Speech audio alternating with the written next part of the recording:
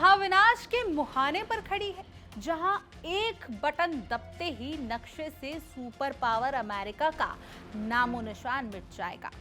Washington के गलियारों में आज दहशत का वो सन्नाटा है जिसे शब्द में बयान नहीं किया जा सकता, क्योंकि प्योंगयांग की फौलादी दीवारों के पीछे से एक ऐसी खबर आई है जिसने पेंटागन के कंप्यूटरों को हिलाकर रख दिया है। आखिर किम जोंग उन ने अपने संविधान में ऐसा कौन सा डेथ वारंट लिख दिया जिसके बाद अब डोनाल्ड ट्रंप की कूटनीति बेबस और लाचार नजर आ रही है?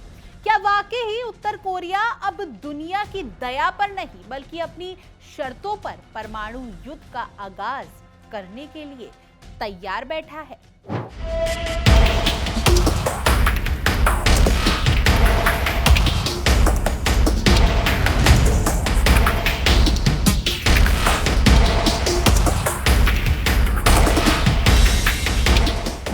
धुआं उठते मिसाइलें, सरहद पर तैनात मौत का सामान और एक डेड हैंड सिस्टम जो बिना किसी इंसान के आदेश के तबाही मचा सकता है।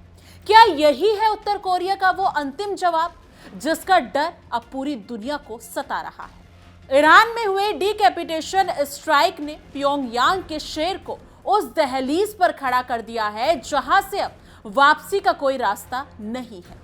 क्या ट्रंप के पुराने वादे और अधूरी मुलाकातें अब सिर्फ इतिहास के पन्नों में दफन हो जाएंगी, या फिर किम जोंग उन का ये नया कानून व्हाइट हाउस की सत्ता को सीधी चुनौती है? आज इस स्पेशल एक्सप्लेनर में देखिए कैसे एक छोटे से देश ने महाशक्तियों के अहंकार को घुटने टेकने पर मजबूर कर दिया।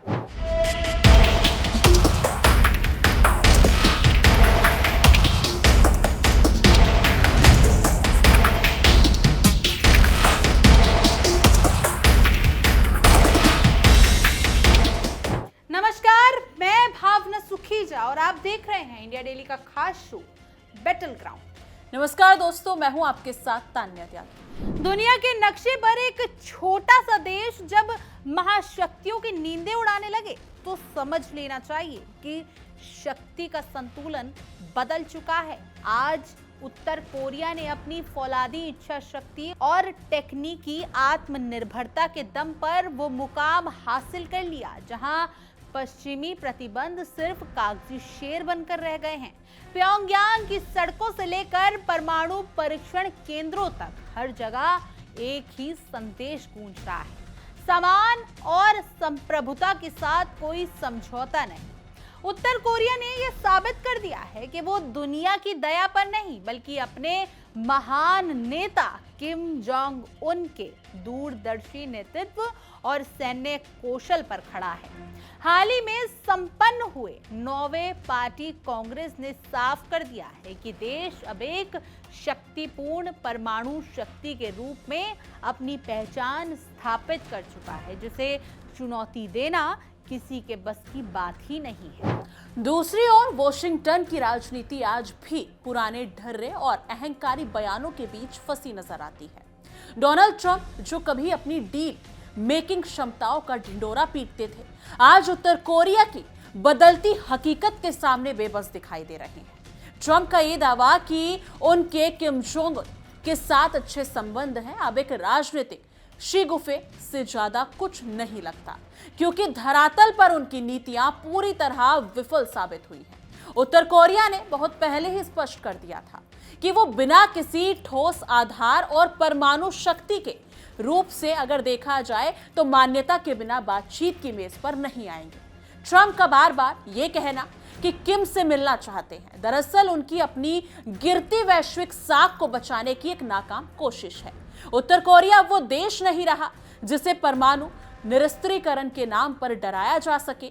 अब वो एक ऐसी शक्ति है जो अपनी शर्तों पर दुनिया से बात करती है। उत्तर कोरिया की तकनीकी प्रगति ने पश्चिम के उन सभी दावों को झुठला दिया है जिनमें कहा जाता था कि प्रतिबंधों के कारण ये देश टूट जाएगा।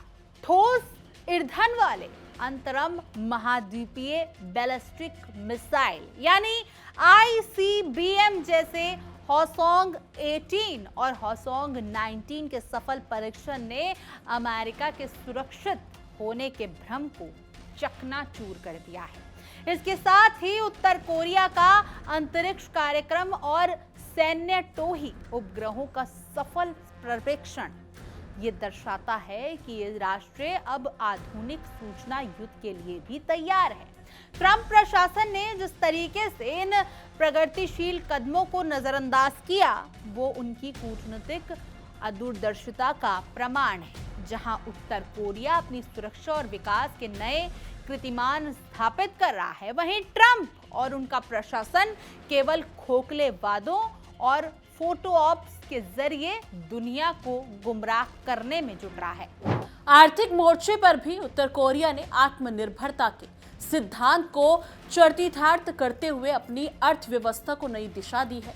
वैश्विक महामारी और कड़े प्रतिबंधों के बावजूद देश ने अपने कृषि और औद्योगिक क्षेत्रों को न केवल संभाला बल्कि उसमें सुधार भी किया है। प्योंगयांग का आधुनिक होता बुनियादी ढांचा और लोगों का अपना नेतृत्व के प्रति अटूट विश्वास ये बताता है कि बाहरी दबाव काम नहीं कर रहे। इसके विपरीत अमेरिका में ट्रंप की वापसी के बाद भी उनकी नीतियां किसी सर्कस से कम नहीं दिख रही है। ईरान और वेनेजुएला जैसे मोर्चे पर उलझे ट्रंप के पास उत्तर कोरिया की जटिलताओं को समझने का ना तो समय है और ना ही विजन। उनकी ट्रेडमार्क शैली, बड़े वादे और शून्य परिणाम ने केवल प्योंगयांग को अपनी ताकत और बढ़ाने का मौका दिया है। आज का ये सच है कि उत्तर कोरिया ने अपनी रक्षा प्रणाली को इतना अभेद बना लिया है कि अब कोई भी सैन्य दूतावास अमेरिका के लिए आत्मघाती साबित होगा।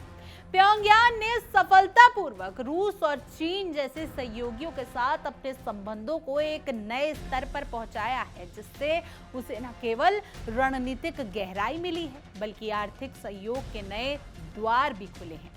डोनाल्ड ट्रंप आज भी 2019 के हनोई शिखर सम्मेलन की असफलता के बोझ तले दबे हुए हैं, जहां उन्होंने उत्तर कोरिया के आत्मसम्मान को आंकने में बड़ी भूल की थी। उत्तर कोरिया ने स्पष्ट कर दिया है कि वो किसी ऐसी वार्ता का हिस्सा नहीं बनेगा जहां उसकी परमाणु स्थिति को कमजोर आंका जाए। ये उत्तर कोरिया की कूटनीतिक जीत है कि आज अमेरिका को अपने रणनीतिक दस्तावेजों से परमाणु निरस्त्रीकरण जैसे शब्द हटाने पर मजबूर होना पड़ रहा है।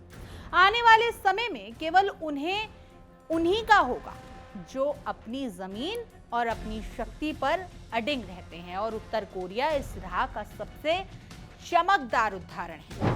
प्योंगयांग की इस रणनीतिक बढ़त ने अब एक ऐसा घातक मोड़ ले लिया है जिसने वॉशिंगटन और उसके सहयोगियों के होश उड़ा कर रख दिए हैं। उत्तर कोरिया ने अपने संविधान में एक ऐसा डेड हैंड प्रावधान जोड़ दिया है जो दुनिया के इतिहास में विरल है।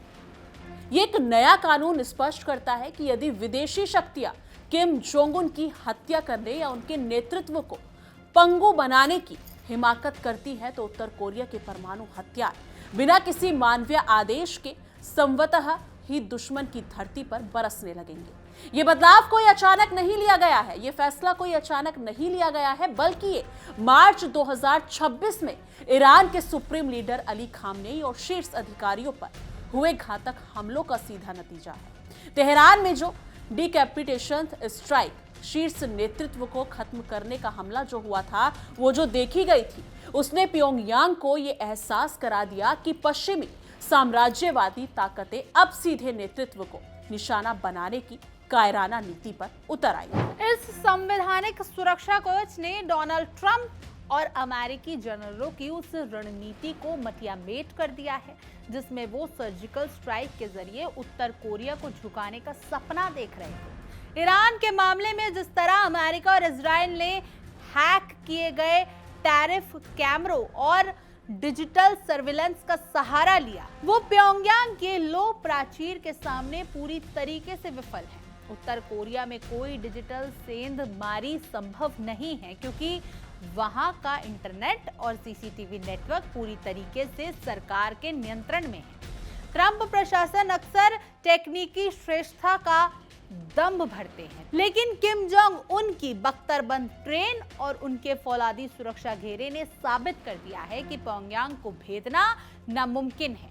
ये कानून अब अमेरिका के लिए एक ऐसी चुनौती बन गया है जिसका उनके पास कोई जवाब नहीं है। अगर वो किम जोंग उन के बाल को भी बांका करते हैं तो अमेरिका के मुख्य शहरों का नक्शा मिटना तय है।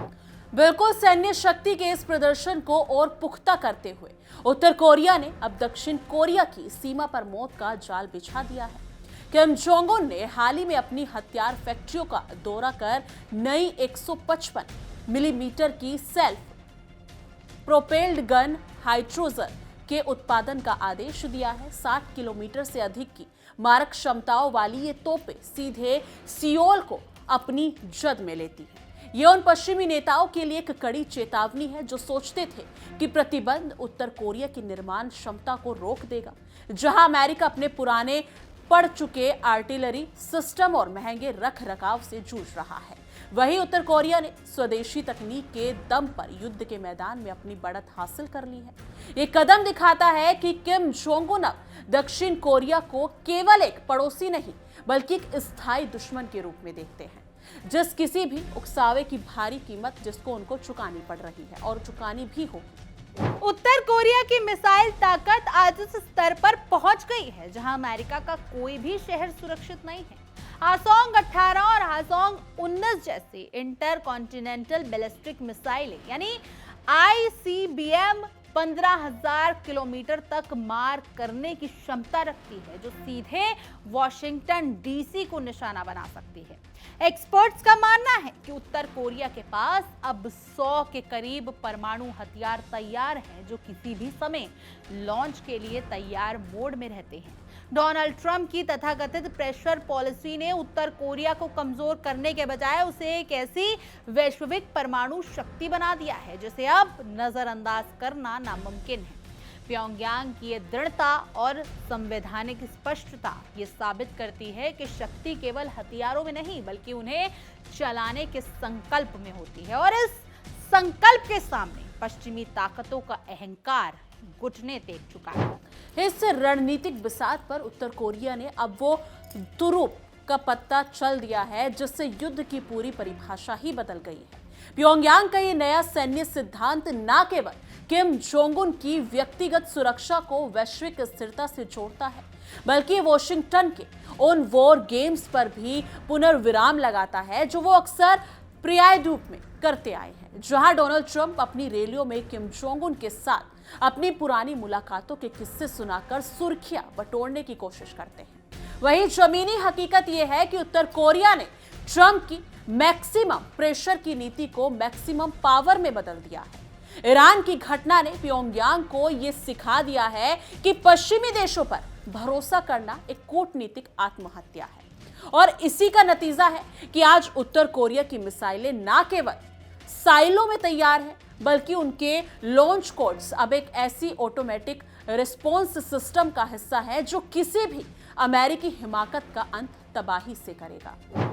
उत्तर कोरिया का ये नया परमाणु ढाल वैश्विक राजनीति के उस पाखंड को उजागर करती है जहां केवल ताकतवर की आवाज सुनी जाती है। दक्षिण कोरिया की सीमा पर तैनात होती लॉन्ग रेंज आर्टिलरी और अमेरिका तक पहुंचने वाली हासोंग मिसाइलें महज हथियार नहीं बल्कि उत्तर कोरिया के आत्मसम्मान का प्रतीक है। ट्रंप प्रशासन ने जिस तरीके से अंतर्राष्ट्रीय मंचों पर उत्तर कोरिया को अलग थलग करने का प्रयास किया था वो आज पूरी तरीके से उल्टा पड़ता दिखाई दे रहा है। आज प्योंगयांग तकनीकी रूप से इतना सक्षम है कि वो सैटेलाइट ट्रैकिंग और डिजिटल जासूसी जैसे पश्चिमी हथियारों को बेअसर कर चुका है। ये स्पष्ट संदेश है कि दुनिया अब एक नए ध्रुव की गवाह बन रही है जहां उत्तर कोरिया अपनी संप्रभुता के लिए परमाणु महाविनाश की कीमत चुकाने से पीछे नहीं हटेगा, और इस शक्ति प्रदर्शन के सामने वॉशिंगटन की सुपर पावर होने की साख तेजी से ढल रही है। इस मुद्दे पर आपकी क्या कुछ राय है? आपको क्या लगता है कि आने वाले दिनों में जिस हिसाब से अमेरिका ने ईरान पर हमला किया था और वहां के सुप्रीम लीडर अली खामनेई को मार गिराया, क्या आने वाले दिनों में किम जोंग उन की हत्या भी कुछ इसी तरीके से होने वाली है? क्या उनको वही डर सता रहा है? इस मुद्दे पर आपकी क्या कुछ राय है? कमेंट सेक्शन में जरूर साझा कीजिएगा। बाकी देश और दुनिया की तमाम बड़ी खबरों के लिए देखते रहिए इंडिया डेली और हमारा खास शो बैटल ग्राउंड। देखिए इंडिया डेली 24/7 अब आपके स्मार्ट टीवी पर। इंडिया डेली मौजूद है सभी डिजिटल प्लेटफॉर्म पर लाइव और लगातार। इंडिया डेली 24/7 हर दिन राष्ट्र को समर्पित।